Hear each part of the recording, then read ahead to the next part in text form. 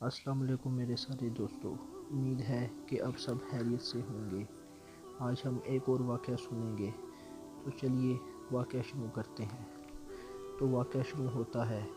حضرت سہیل بن سعد رضی اللہ تعالیٰ عنہ سے مروی ہے کہ حضور صلی اللہ علیہ وآلہ وسلم نے خیبر کے دن فرمایا، میں یہ جھنڈا ایسے آدمی کو دوں گا جس کے ہاتھوں اللہ تعالیٰ فتح دیں گے، جو اللہ تعالیٰ اور اس کے رسول سے محبت کرتا ہے، اور اللہ تعالیٰ اور اس کا رسول اس سے محبت کرتے ہیں۔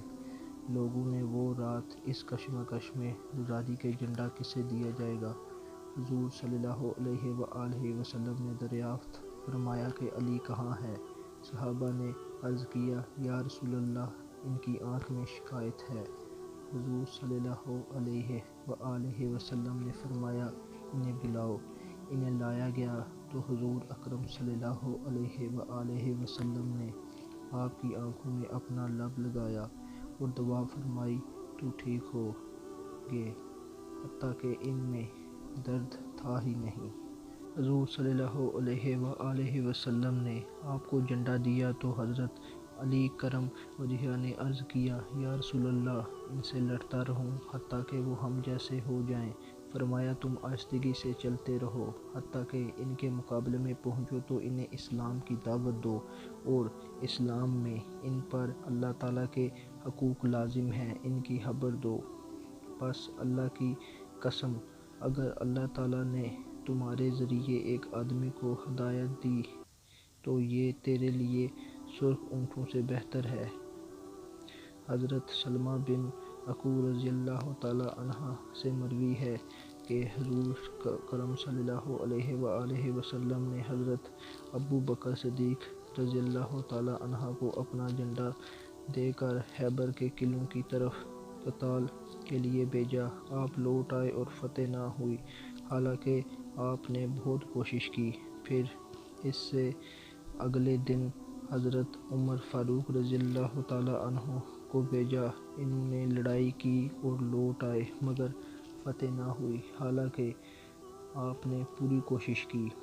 تب حضور اکرم صلی اللہ علیہ وآلہ وسلم نے ارشاد فرمایا کہ میں ایسے آدمی کو جھنڈا دوں گا جو اللہ تعالیٰ اور اس کے رسول سے محبت رکھتا ہے، اور اللہ تعالیٰ اس کے ہاتھوں فتح دیں گے، جو بھاگنے والا نہیں ہے۔ پھر حضور صلی اللہ علیہ وآلہ وسلم نے حضرت علی کرم وجہہ کو بلوایا، اور ان کی آنکھ میں تکلیف تھی۔ آپ صلی اللہ علیہ وآلہ وسلم نے ان کی آنکھ میں لب ڈالا، پھر فرمایا، یہ جھنڈا لے کر جاؤ حتیٰ کہ اللہ تعالیٰ تمہارے ہاتھوں فتح دیں گے۔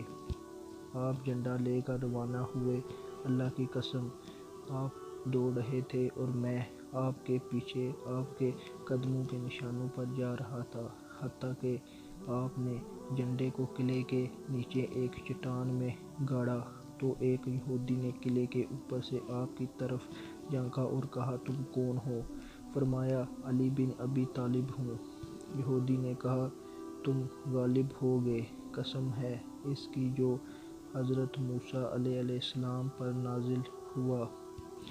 جو اس نے کہا، پھر حضرت علی کرم اللہ وجہہ نہ لوٹے حتیٰ کہ اللہ تعالیٰ نے آپ کے ہاتھوں فتح دے دی۔ یہ تھا ہمارا آج کا واقعہ۔ امید ہے کہ آپ کو یہ واقعہ پسند آیا ہوگا، تو چینل کو سبسکرائب کیجیے اور کمنٹ کیجیے۔ ملتے ہیں ایک اور ویڈیو میں۔